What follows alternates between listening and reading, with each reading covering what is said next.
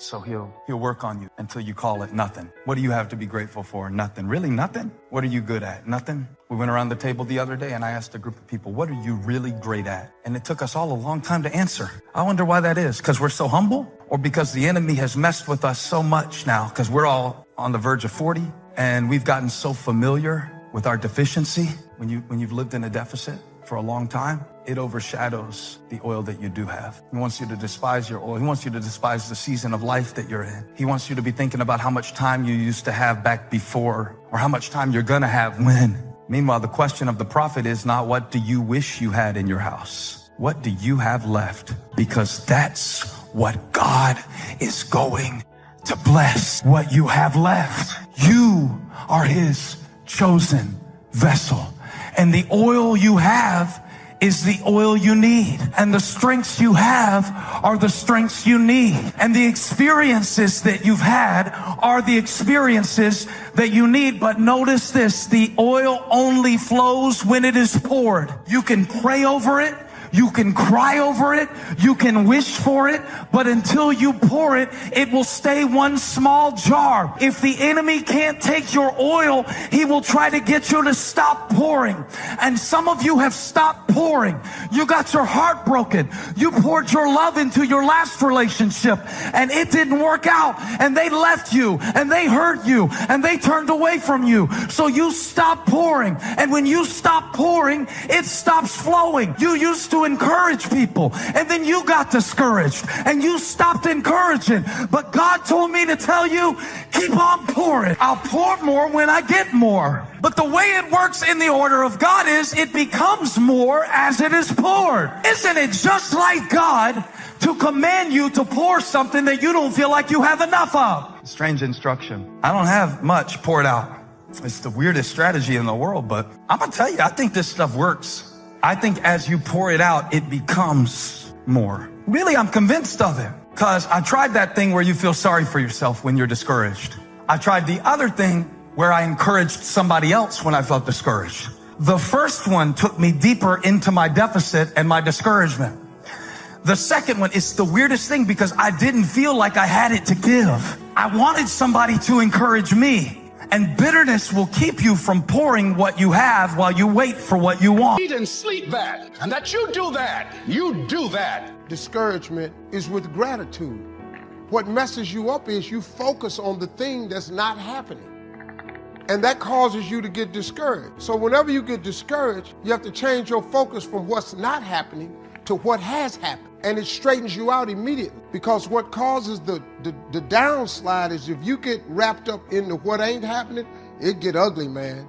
And it just snowballs. But you have to focus on gratitude. People don't understand how serious gratitude is. You know, it's a serious principle of success. It's hard to be miserable and grateful at the same time. You know, I learned this at my mother's funeral, man, which was like the roughest. That week of my life was like chaotic, man. I thought I was gonna die. My mama passed. I was 40. I didn't do good, man. I thought I was crumbling. I really, man, I didn't know what that was, man. The most important person to me was gone. I was crushed. I thought I was gonna die. And at the funeral, my mother was a Sunday school teacher for 40 years. And I'm devastated. My mother's in a casket. That's just not the picture I ever wanted to see, right? And I was struggling with her being up there. And the preacher stood up and he said, I know y'all hurting. I got 2 brothers and 2 sisters. He said, but I want y'all to look around at this church. My mama had been a Sunday school teacher for 40 years. Church was packed. It was packed. He said, the overflow room is full. He said, we've put up projector screens in the parking lot. We don't do that on Easter. We just set up projector screens in the parking lot because so many people then came to see your mother off. Said, because your mother meant something to everybody. My mama's funeral was filled with the hood, the gangsta pimps, the hustle, the dope boys, the police, the politicians, church people. He started talking about, he said, look how full this church is. Look at the lives she touched. Look what she meant to so many people. We got people in this church we ain't seen in years. He said, look at this. And I want you to think of all the incredible things your mother has ever done. And then he started listing the things she had done around the church and what people had said about her. And we started smiling. And this was the first time I had smiled in a week. That week was ugly for me. And he said, now listen to this. You see the smiles on your face? He said, joy and depression cannot reside in the same space. So when you get down and you start thinking about how dark it is, I want you to remember everything your mother taught you that was good. And that replaced all the negative thoughts I was having. Because joy and depression cannot reside in the same space. Well, now, you got to take that concept and apply it to your life. If joy and depression cannot reside in the same place, when you get depressed and you get discouraged, you got to replace it with joy. Success is something you attract, not something you pursue. Success is looking for a good place to stay. So instead of going after it, you work on yourself. Personal development. See, the major question to ask on the job is not what are you getting? The major question to ask on the job is what are you becoming? See, the big question is not what am I getting paid here? The big question is what am I becoming here? Because true happiness is not contained in what you get. Happiness is contained in what you become. So that's our major subject for tonight, personal development. Of all the assignments Mr. Schoaf gave me at age 25, this was probably the most difficult. In fact, I'm still working on this one. I think it's an unending challenge to see what you can become. The next subject is called Basic Laws. And it's good to study the basics. And I call these basics primarily because they come from the Bible. Now, I'm not a theologian or a minister, and that'll be apparent. But Mr. Schoaf taught me that the Bible was a good textbook for ideas and stories and success equations, how to live the better life. I found out that was true. He also taught me that the Bible is as practical as it is spiritual, and I found out that's true. If you look at your bank account and your income and you're not happy, there's several places in the Bible to check to see what the heck's wrong so you can make the changes. And we're going to cover some of those tonight called basics. Okay, the next subject is my favorite, setting goals. Mr. Schoaf taught me how to set goals. What a favor that was. One morning at breakfast, shortly after I met him, he said, Jim, let me see your current list of goals and let's go over them and talk about them. He said, maybe that's the best way I can help you get a better direction started. And I said, I don't have a list. He said, well, is it out in the car or home somewhere? I said, no, sir. I don't have a list anywhere. He said, well, young man, that's where we got to start. He said, I can tell you right now, if you don't have a list of your goals with you, he said, I can guess your bank balance within a few $100s, which he did. And that got my attention. I said, you mean my bank balance would change if I had a list of goals? He said, drastically. That day I became a willing student how to set goals. And sure enough, learning how to set goals changed my life. And I often wondered why no one had ever taught me how to set goals up until age 25. I went to high school, but if they offered it, I missed it. I went to college for a year, never heard it. I worked for Sears, and to my knowledge, Sears never taught it, right? How to set goals. So here I am, age 25, married, my family starting, I've been to college, I'm working, and I still don't know how to set goals. But fortunately, when I was 25, I met the man who taught me how, and it revolutionized my whole life. Economically, socially, personally, it's incredible.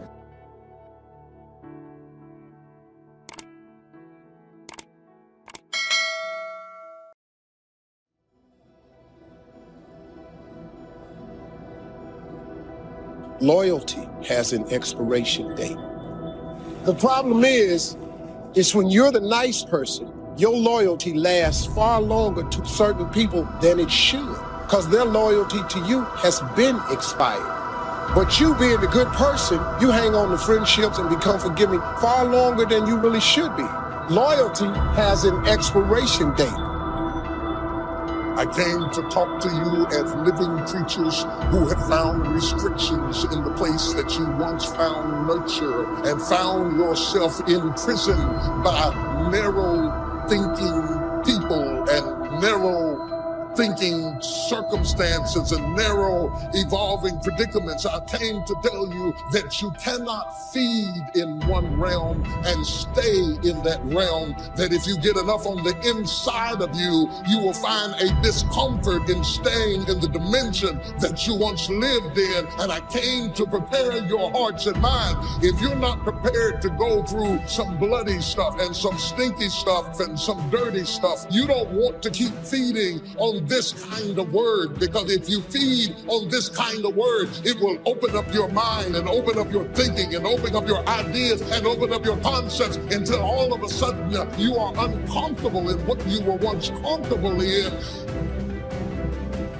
You're thinking on another level, and it's causing a separation, because what used to be funny isn't funny anymore. And what you used to enjoy, you don't enjoy anymore. And what you used to be satisfied with, you're not satisfied with anymore. And all of a sudden, you don't fit in the places you used to fit in. And you don't even understand it. And they think you're acting funny, and they think you're acting strange. And they say things like, you forgot where you came from. I didn't forget it. I just can't stay in it.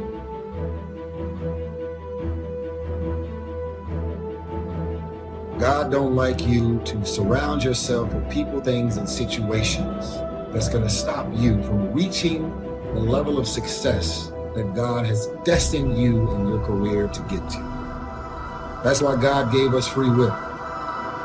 God gave us a choice. He is revealing to you over and over and over again that you are talented, you are beautiful, you are special, you are an individual. Where God has destined your life and your career to be and go, you cannot get there with all of the people that you showed up. Normally when you find yourself cutting off dead weight because your boat is at its capacity. If the boat is at 1,500, and because you're loyal, you have your boat now at 4,000 pounds in capacity. You are now on a boat that has blessings and opportunities, but it's overweight. It's past its capacity, which means that if God has destined your life to get from here to where it's destined to be, you're carrying dead weight. Your boat is either going to sink, or God has destined your life and your career to get to the ultimate blessings and the goals and where you're supposed to be. Because you got all this dead weight and you're operating over your capacity, it's going to take you that much longer to get there. I've got to get out of here.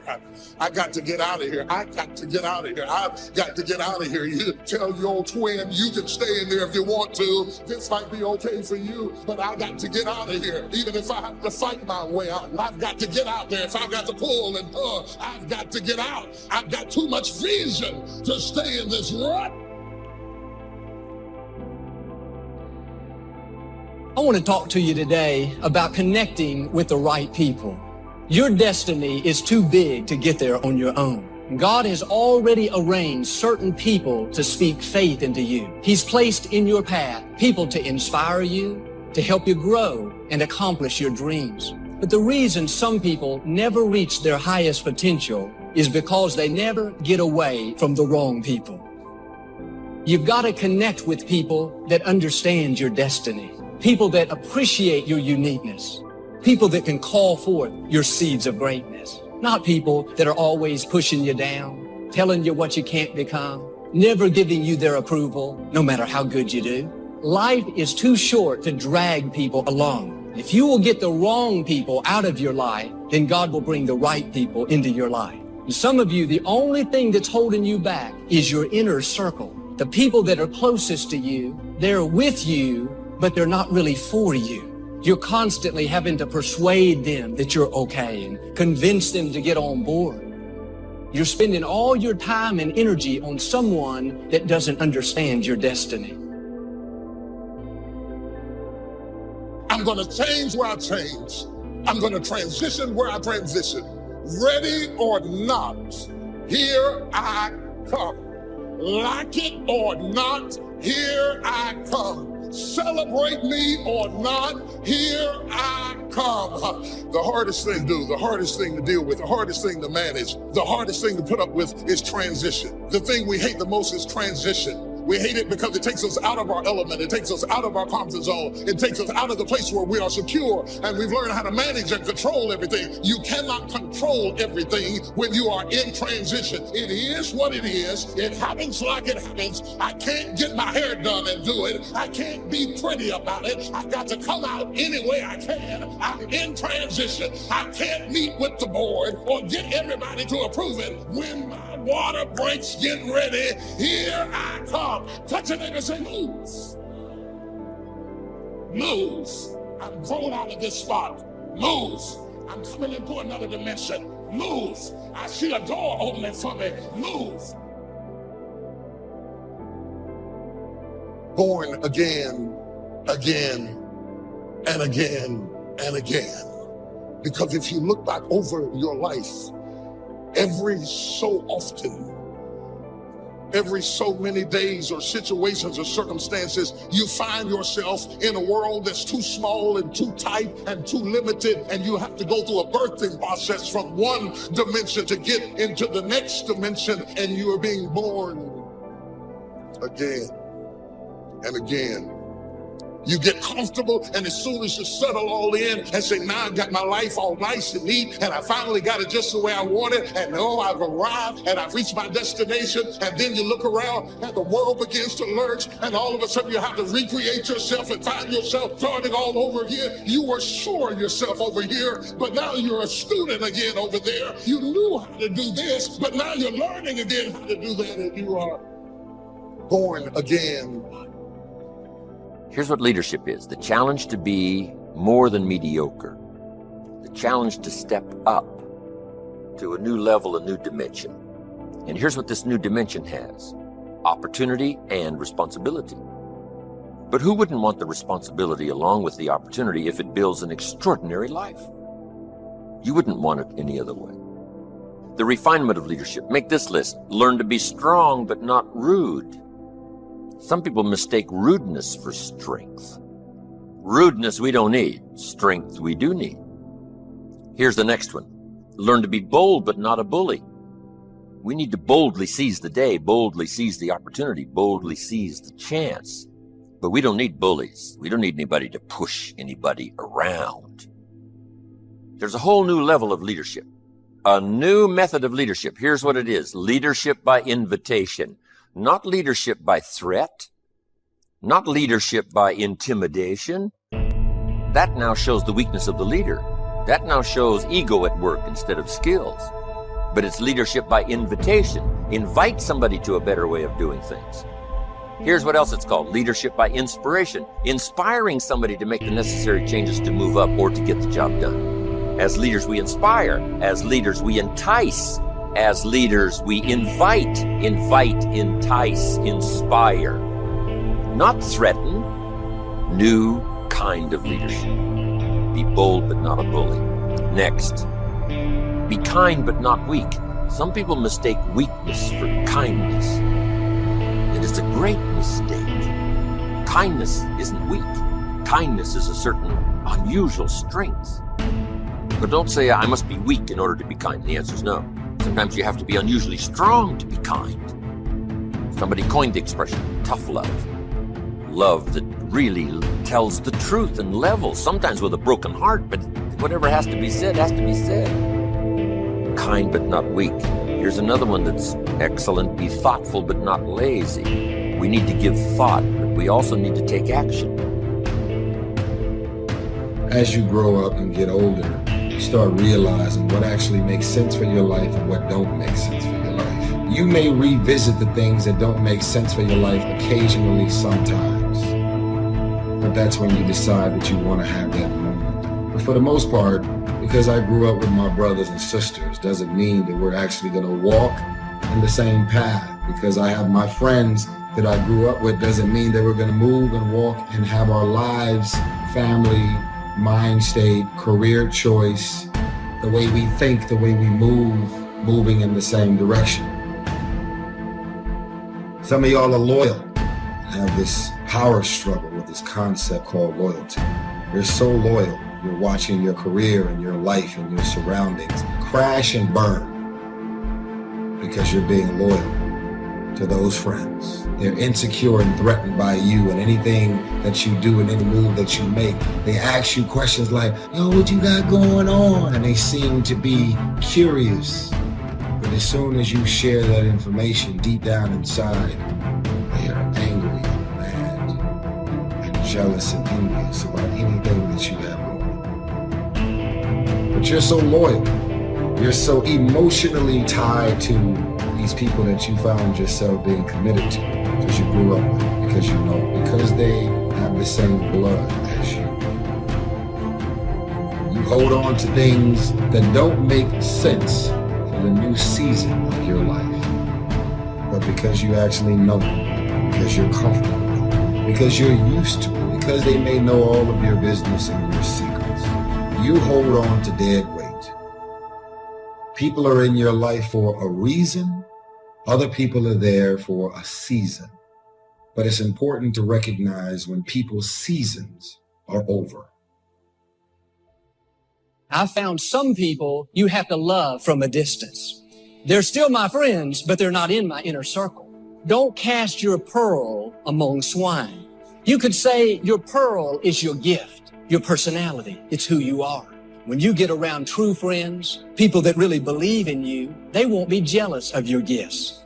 They won't try to talk you out of your dreams. It'll be just the opposite. They'll help you develop your pearl, polish your pearl, enhance your pearl, grow your pearl. In other words, they'll give you ideas. They'll help push you further along. You shouldn't stay around people that don't value your gifts and appreciate what you have to offer. That's casting your pearl among swine.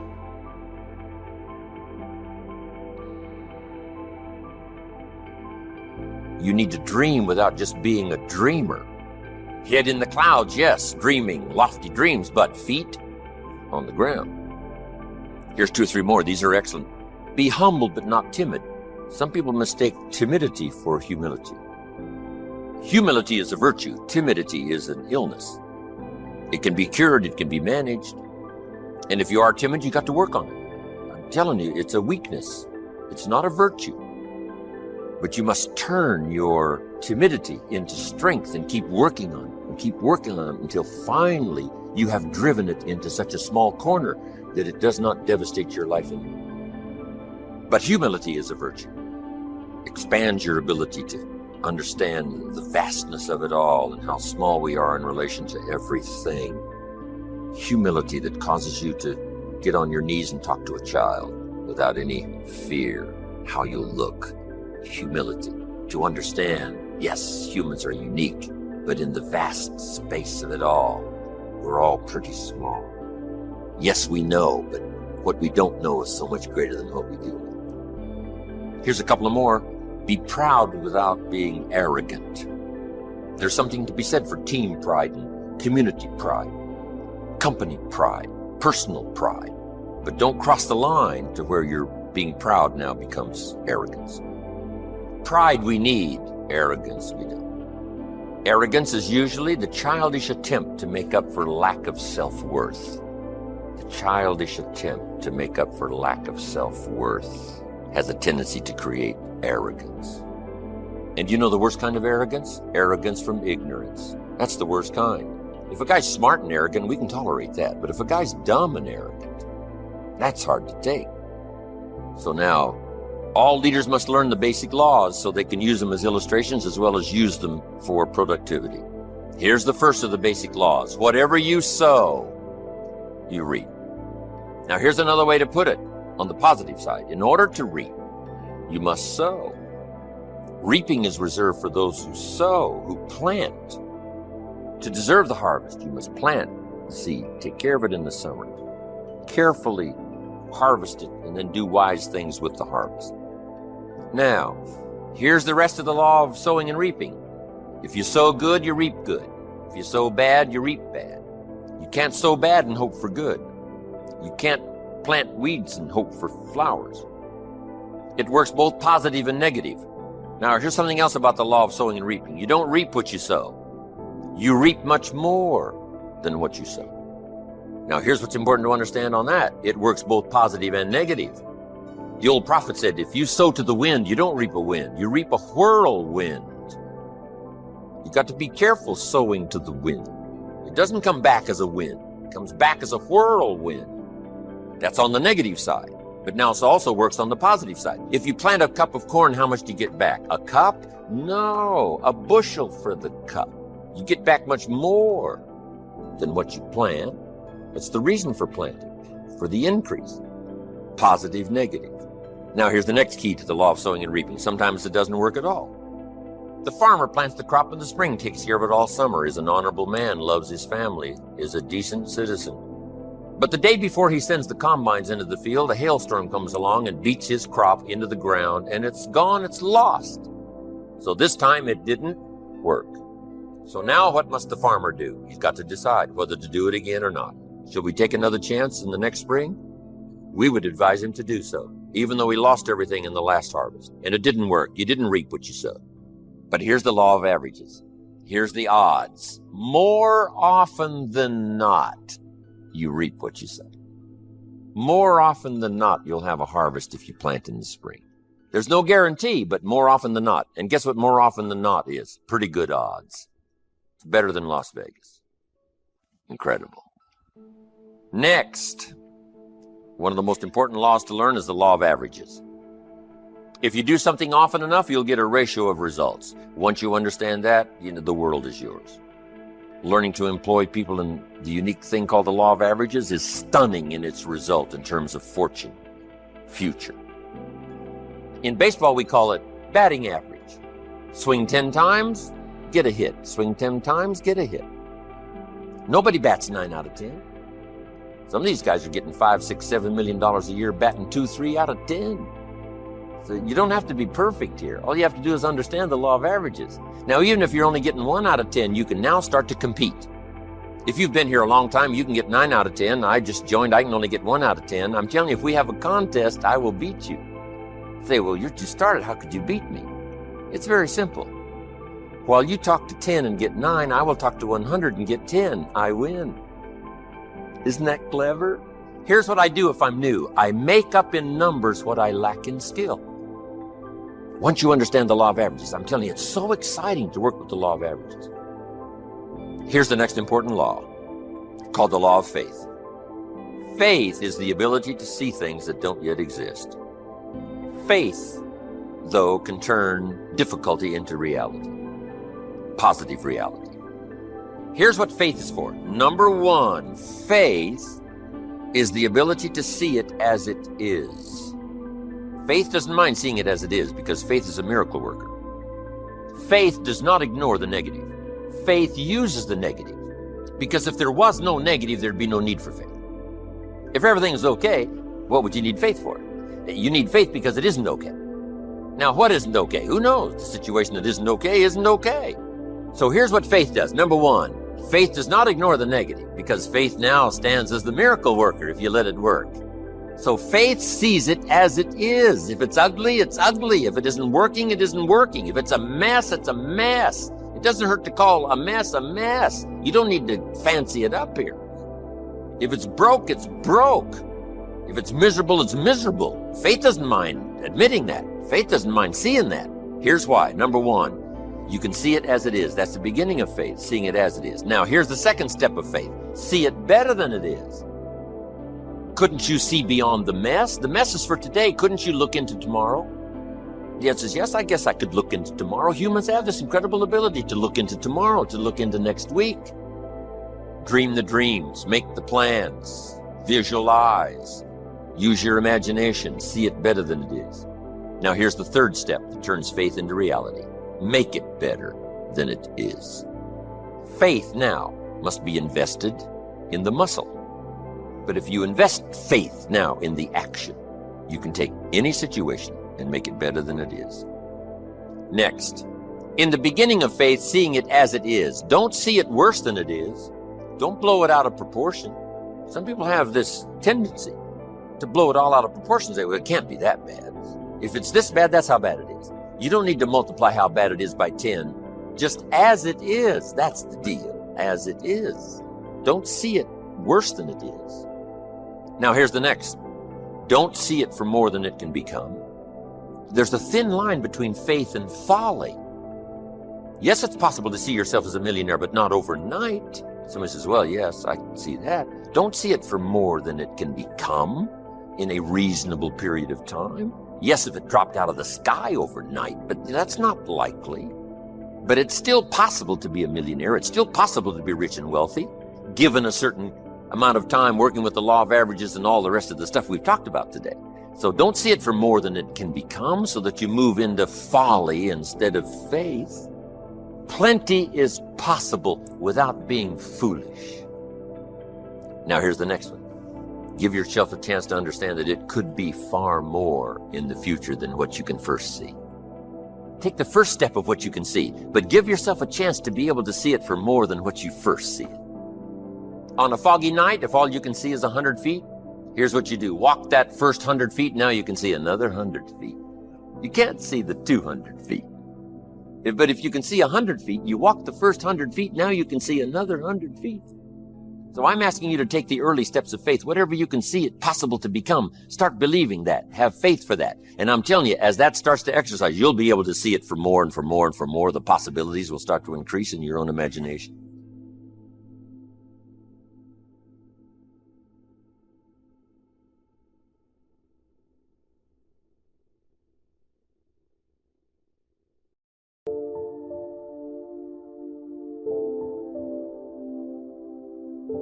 Mr. Bennett continues, if one cannot arrange that an income of 24 hours shall exactly cover all proper items of expenditure, one does muddle one's whole life indefinitely. We shall never have any more time. We have, and we have always had, all the time there is. Isn't that well said? Let's consider some approaches to managing our time most effectively. The first approach is to ignore the subject altogether. The man says, I've been late all my life. I can't ever seem to get a handle on my time. Heck with it. I'll just struggle along the best I can. That's okay. It's your life, right? You can do with it as you please. But consider what this attitude might be costing you. Here's the second approach. Step down to something easier. Again, that's okay too. A man works for a company, then decides he wants to own one. When he gets that responsibility, comes to work before everyone else, leaves after everyone else, he now says, I would rather work for someone else's company. Hey, again, it's your life. Success is not a stereotype. There isn't just one model. Know clearly what success means to you and be comfortable with the price you pay for it. You might have heard the story of the little girl who complained to her mother that her daddy never had time to play with her. She said, why doesn't my daddy play with me?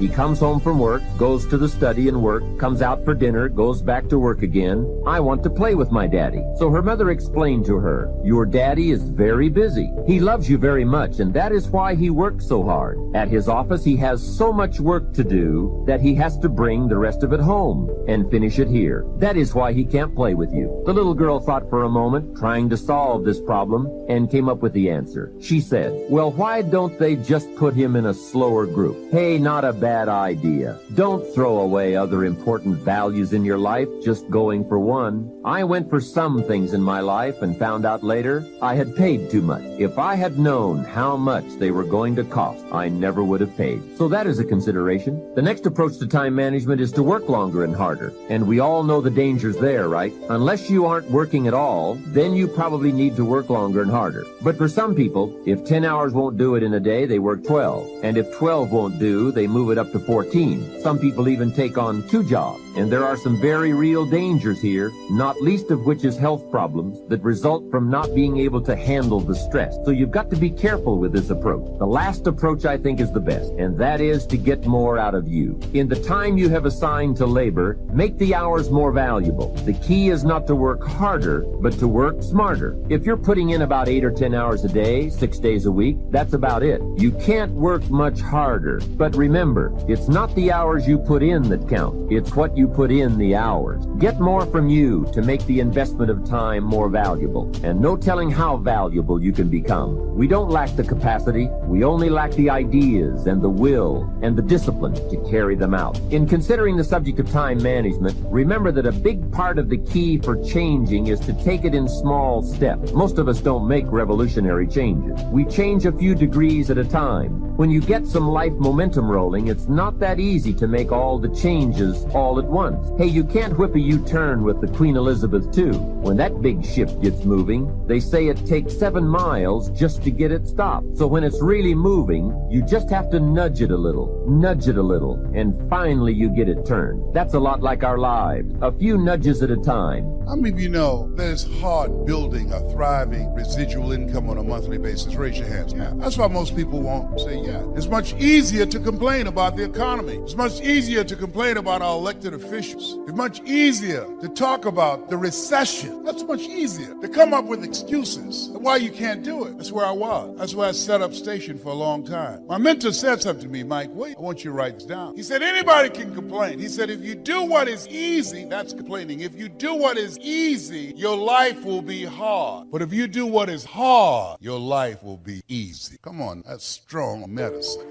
If you do what is easy, complain about your situation, your circumstances. If you do what is easy, stand around and be a volunteer victim like everybody else. If you do what is easy, surrender and give up on your dreams. Become depressed and bitter and angry. Anybody can do that. If you do what is easy, your life be hard. But if you do what is hard, keep coming back again and again and again. If you do what is hard, approaching strangers, talking to people in shopping malls, get up dressed every day, going out prospecting, knowing some way, somehow, with a spirit of expectation, somebody's out here looking for an opportunity. You can go outside right now and see some pigeons, but you're out hunting for eagles, and they're not common. And if you do that over and over and over again, somebody's going to show up. Somebody's going to say, I'm the one. Dr. Thurman, I love him so. What a great. He said there's something in each and every one of them that waits and listens to the voice of the genuine in yourself. It will be perhaps the only guide you will ever have. And if you cannot hear it, all of your life, your days will be spent on the ends of string that somebody else pulls. And I submit to you, you invest time and money, go to the airport, fly across country. I suggest to you, some of you drove here. I suggest you showed up because you said, I'm going to pull my own strings. I'm going to control my own life. Nobody will ever pull my strings again. Give yourselves a round of applause. I want you to write this down. Choosing your future. It's a program that we've created that's designed to put in place for you to work on yourself. A systematic process that changes your mindset. It's possible, it's necessary, it's you, it's hard, it's worth it, it's done. It's 6 CDs. I'm tired, y'all. I'm tired of shortcasting.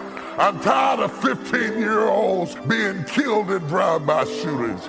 I'm tired of 3-year-olds getting shot through a door in our own house plan because we won't talk about life. Somebody has got to have the courage to talk about life that is not just a straight line and everything that just fall into place. And Peter, the great apostle of the New Testament, is warming himself by the fire of the Romans, denying Jesus, and not just saying I'm not his disciple. He said, I don't even know him. It's a shame, but it's true. And what of Thomas? Thomas, who said, we must go and die with him. Where is he? Where is Thomas? Not in the upper room later when Jesus rose from the dead. Where is he at the cross? Because when Jesus left for Jerusalem, Thomas said, look it up, I must go and die with him. But when that dying got real, a lot of people say a lot of stuff until it gets real. For better or for worse, in sickness and in health, to richer and for poor, till you pee on yourself. When it gets worse, don't be so carried away about what people say, because Thomas, who was ready to die for him, turns up MIA at the cross. I see John, I see Mary, I see the Roman soldiers. Where is Thomas? At the cross. No wonder he doesn't show up in the upper room. Shame. No wonder he is not gathering with the rest of the disciples, because they heard him say, I will die with him. And they know he is shrinking to the bushes and ran down the path and went over the hill and swam across the creek to get away from death. And what about Judas and his infamous betrayal of Jesus? I was reading a non-canonical book called The Gospel of Judas that has been discovered in the antiquities of history. And in it purports the ideology that Judas really wasn't trying to betray Jesus. He was trying to put Jesus in a situation where he would have to overthrow Rome so that the kingdom could come. And he thought that if he got Jesus in an open confrontation with Rome, that Jesus would show his power and rise to power, and he would finally take on politics and stop healing sick people. Because I'm tired of you healing sick people. That's not why I'm following you. I'm following you because I want political power. And the trick blew up in his face, and he didn't know they were going to kill him. If he knew they were going to kill him, then why did he hang himself? He hung himself because he got caught in his own web, and it cost somebody their life. And some of us have made decisions that cost other people their lives and their careers and their futures. And it's hard to live when you got the masterful plot and the plot goes wrong. Can I go deeper? I want to submit, just for your curiosity, it could be possible that had Judas not hung himself, he could have got the same. He could have come and fallen on his knees and said, forgive me. And I know you don't believe it, but I will defend it. If Jesus could be dying on the cross and say, Father, forgive them, for they know not what they do, while they nailed him to the tree, then surely, surely,